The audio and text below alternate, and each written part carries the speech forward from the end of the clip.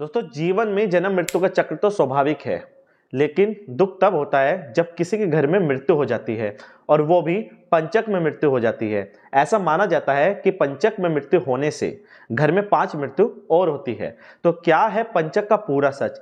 क्या सच में ही घर में अगर पंचक में मृत्यु हो जाए तो 5 मृत्यु होती है? इन सभी के बारे में आपको मैं अपने YouTube चैनल गुप्टॉक के माध्यम से बताऊंगा। मेरा चैनल अगर सब्सक्राइब नहीं किया है तो सब्सक्राइब कर लीजिए, वीडियो को लाइक कीजिए और हाँ, देखने के बाद शेयर करना ना भूलिएगा।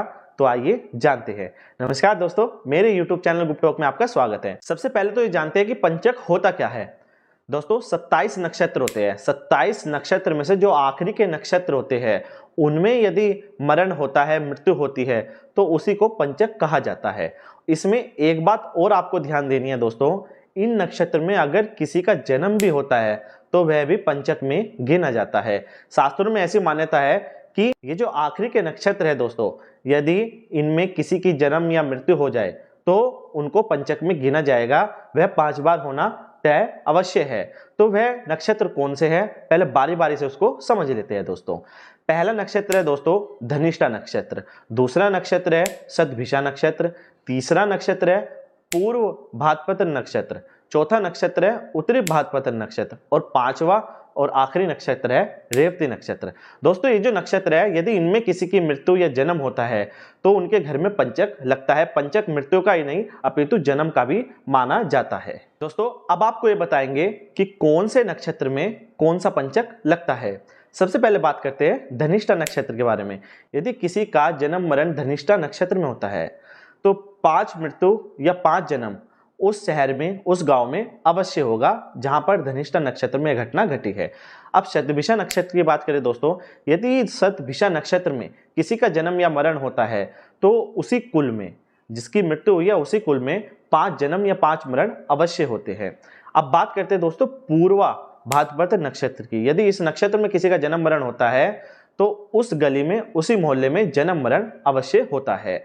और बात करते हैं चौथा नक्षत्र उत्तरी भाद्रपद नक्षत्र की। दोस्तों, इसे ग्रह नक्षत्र माना जाता है। यह बहुत ही मुख्य और महत्वपूर्ण नक्षत्र है। यदि इस नक्षत्र में किसी की मृत्यु हो जाती है तो उसी घर में 5 मृत्यु 5 जन्म अवश्य होते हैं। उसी को पंचक कहा जाता है, जो घर का पंचक होता है। अब बात करते हैं रेवती नक्षत्र के बारे में। दोस्तों, यदि रेवती नक्षत्र में किसी का जन्म या मरण होता है तब आपको घबराने की कोई आवश्यकता नहीं है। तो अगर इसी नक्षत्र में किसी का जन्म मरण होता है तो किसी दूसरे शहर या दूसरे गांव में 5 जन्म 5 मृत्यु अवश्य होगी। तो इस तरह से ये पंचक नक्षत्रों पर चलता है।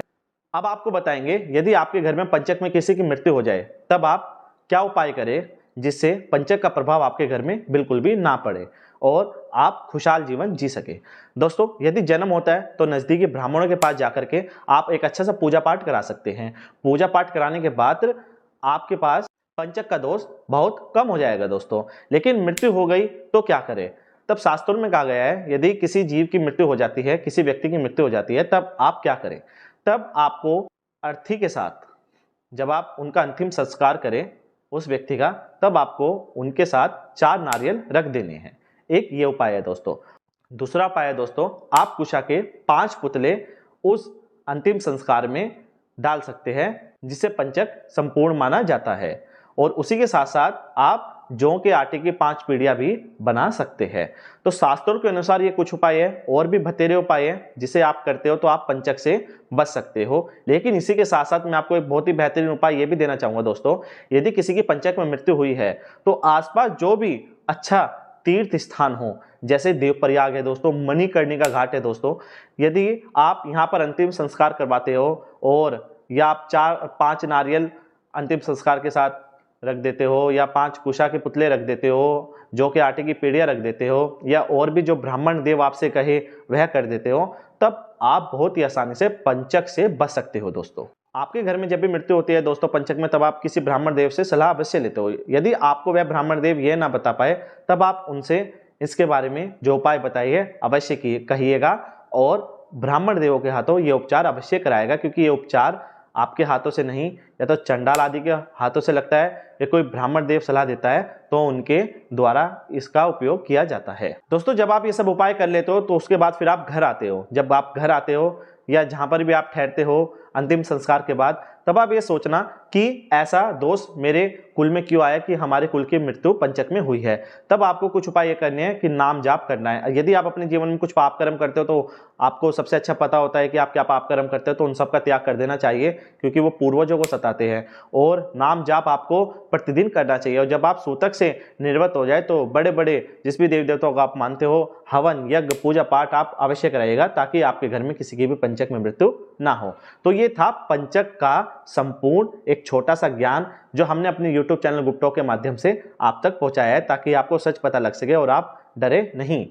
तो आशा करता हूं दोस्तों मेरा ये वीडियो आपको बहुत अच्छा लगा होगा। ऐसी और भी इंटरेस्टिंग वीडियो देखने के लिए चैनल को सब्सक्राइब कीजिएगा, वीडियो को लाइक कीजिएगा और हाँ शेयर करना ना भूलिएगा। मिलते हैं अगली वीडियो में, तब तक के लिए टाटा बाय बाय, जय श्री राम।